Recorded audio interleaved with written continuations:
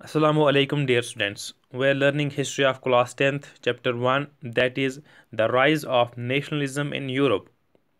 Our today's topic is a new conservatism after 1815. पहले हमें समझना है कि 1815 क्यों 1815 जो डेट है वो यूरोपियन हिस्ट्री में काफ़ी अहमियत का हामिल है। 1815 में जो नेपोलियन बोनापार्ट था, जो कि दुनिया का एक बहुत बड़ा कनकरर रहा है, तो वो हारता है एक जंग जिसे हम कहते हैं बैटल ऑफ वाटरलू। तो इसकी हार के बाद यूरोपियन जो गवर्नमेंट जो वजूद में आते हैं, वहाँ पर एक वलवला, एक जोश जज्बा आता है कंजर्वेटिज़म का।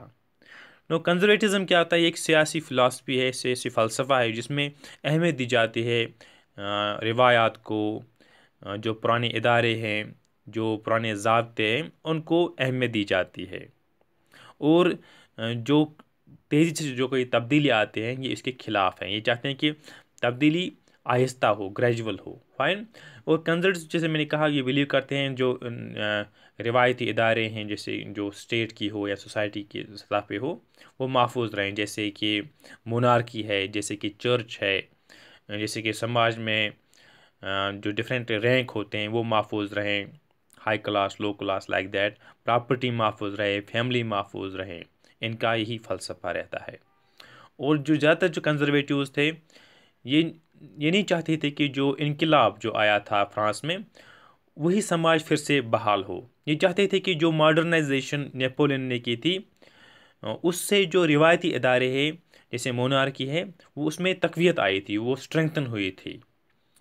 अ, और ये इनका ये नज़रिया था कि उन मॉडर्नाइजेशन की वजह से, उन जदीदत की वजह से, जो स्टेट का जो पावर है वो ज़्यादा मौसर हुआ है, वो ज़्यादा मजबूत हुआ है।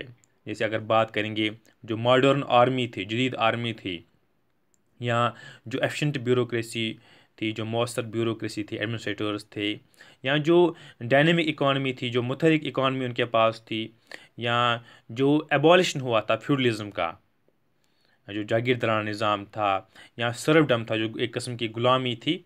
तो इससे उनके ख़त्म होने से, या मॉडर्न आर्मी की वजह से, ब्यूरोक्रेसी से जो इकॉनमी में तब्दीली आई थी, इससे जो ऑटोक्रेटिक मोनार्कीज़ थी, जो मुतलिक अनान जो बादशाह थी यूरोप में, उससे वो मजबूत हो सकती है। इनका नज़रिया था इन कंजर्वेटिव्स का।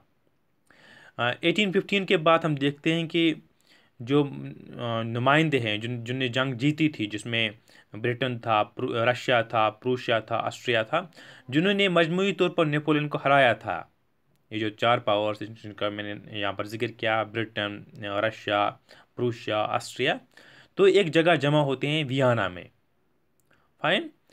तो जो कि ऑस्ट्रिया की कैपिटल है, वहाँ पर एक ये चाहते कि एक बंदोबस्त हो यूरोप का। और आ, ये ऑस्ट्रिया में, जैसे मैंने कहा, वहाँ पर इनको इनकी मेज़बानी करता है जो वहाँ का चांसलर होता है ऑस्ट्रिया का, दैट इज़ ड्यूक मैटरनिक। और जो मुख्तलिफ नुमाइंदे, वो एक माहिदा करते हैं, जिसे कहते हैं ट्रीटी ऑफ वियना।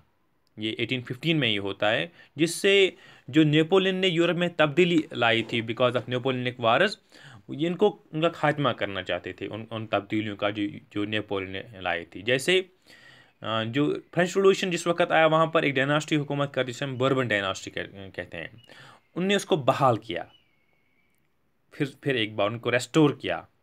और फ्रांस ने जो एनेक्स की थी स्टेट्स, जो टेरिटरीज ने एनेक्स की थी, उन पर जो काबिज हो गए थे, उनको ख़त्म किया। फाइन। और फ्रांस ने वो गवाई, वो इलाके। इसके साथ साथ अगर हम जैसे ट्रीटी ऑफ वियना की अगर बात करूँगा, यहाँ पर उसके तीन उसूल है: रेस्टोरेशन, लेजिटिमेसी एंड कंपनसेशन। बहाली, कानूनी हैसियत और मुआवजा। Restoration, legitimacy and compensation. तो इसके साथ साथ क्या होता है, जो बहुत सारी स्टेट्स होती हैं जो कि बनाई जाती है, जो फ्रांस है, क्योंकि फ्रांस एक काबिज, एक कनकरर उस वक़्त तस्लीम किया जाता था, जो फ्रेश एक्सपेंशन को रोकने के लिए, मुस्तकबिल में उसकी तवसी को रोकने के लिए, उनने जो फ्रांस की बाउंड्रीज़ है, सरहदें हैं, वहाँ पर कुछ नई नई रियासतें वहाँ पर बनाई। जैसे कि नीदरलैंड्स को बनाया, जिसमें बेल्जियम का भी हिस्सा था, ये शुमाल में था। और जो जिनोवा था उसको पीडमाउंट का हिस्सा बन गया। फाइन। अगर हम बात करेंगे जनूब में, साउथ में, तो प्रूशिया जो था इसको कुछ अहम इलाके दिए गए, वेस्टर्न फ्रंटियर है वहाँ पे, और ऑस्ट्रिया को जो शुमाली इटली का हिस्सा दिया गया। और साथ साथ अगर हम बात करेंगे जर्मन जो कन्फेडरेशन थी 39 स्टेट्स पर, जो नेपोलियन ने इस्टेब्लिश की थी, उसको उनने टच नहीं किया। साथ साथ अगर हम रशिया को पोलैंड का हिस्सा दिया गया, और प्रूशिया को साथ साथ सैक्सनी सैक्सनी जो इलाका है इस वक्त भी जर्मनी का, तो उसको वो भी दिया गया। इसका जो मेन मकसद इंटेंशन था कि जो बहाली हो जाए, जो मोनार्कीज थे जिनको ओवरथ्रो किया था नेपोलियन ने, वो उनको फिर से दी जाए, और एक नया कंजर्वेटिव आर्डर यूरोप में वजूद में आए। फाइन।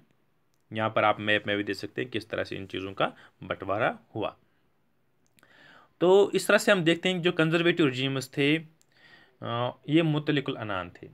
ये देवर ऑटोक्रेटिक मीन्स जिनके जो एब्सोलूट पावर्स हो, जिनके बहुत ज़्यादा पावर्स हो, जिनकी पावर की कोई कदगन ना हो। और ये जो हमारे पास अब नए नए जो कंजर्वेटिव रजीम्स आए 1815 के बाद, ये टॉलरेट नहीं करते थे। जैसे अगर कोई उनकी नुक्ताचीनी करता, क्रिटिसिज्म करता, या उनकी कोई खिलाफ वर्जी करता, इनसे कोई इख्तिलाफ राय रखता, डिसेंट करता, तो उनको बर्दाश्त नहीं करते थे, टॉलरेट नहीं करते थे। और उनकी उनकी एटीट्यूड्स को जो उनको क्वेश्चन करते, वो उनकी जो कदगनी लगाई जाती है उनके कामों पर, जो उनकी लेजिटिमेसी, जो उनकी कानूनी हैसियत को क्वेश्चन करते हैं ऑटोक्रेटिक रजीम्स की। और ज़्यादातर जो ये जो कंजर्वेटिव रजीम्स थे, ये सेंसरशिप इम्पोज करते थे। एहतसाब कि हर कोई जो प्रेस में कोई चीज़ आए, न्यूज़पेपर्स में आए, किताबों में आए, ड्रामों में आए, या सॉन्ग्स की सूरत में, तो उन चीज़ों को ये सेंसरशिप करते थे। और जो अक्कासी करता था, ख़ासतौर पर लिबर्टी की बात करता, आज़ादी की बात करता, या फ्रीडम ऑफ जो आज़ादी थी जो उनने हासिल की थी फ्रेंच रेवोल्यूशन के बाद, तो इन चीज़ों को ये सेंसर करते थे। Their conservative regimes they impose censorship. Fine. लेकिन हम देखते हैं कि जो मेमोरी थी फ्रेंच रेवोल्यूशन की, वो हौसला अफजाई अभी भी करते थे लिबरल्स की। जो लिबरल्स, जो रोशन ख्याल लोग थे, जो रोशन जहन लोग थे, तो वो अभी भी a source of that served as a source of inspiration for liberal still. और एक मेजर चीज़ जिसके बलबूते पर कंजर्वेटिव ऑर्डर को लिबरल नेशनलिस्ट कहते हैं, जिन पर वो तनज़ करते थे, क्रिटिसाइज करते थे कंजर्वेटिव ऑर्डर को, that was freedom of press. Freedom of press को लेकर जो लिबरल नेशनलिस्ट थे वो अटैक करते थे कंजर्वेटिव्स को। इस तरह से हम देखते हैं कि किस तरह से 1815 के बाद एक नया कदामत परस्त एक रजीम यूरोप में वजूद में आता है। So that's all in this lecture, that's all for today. Thank you very much.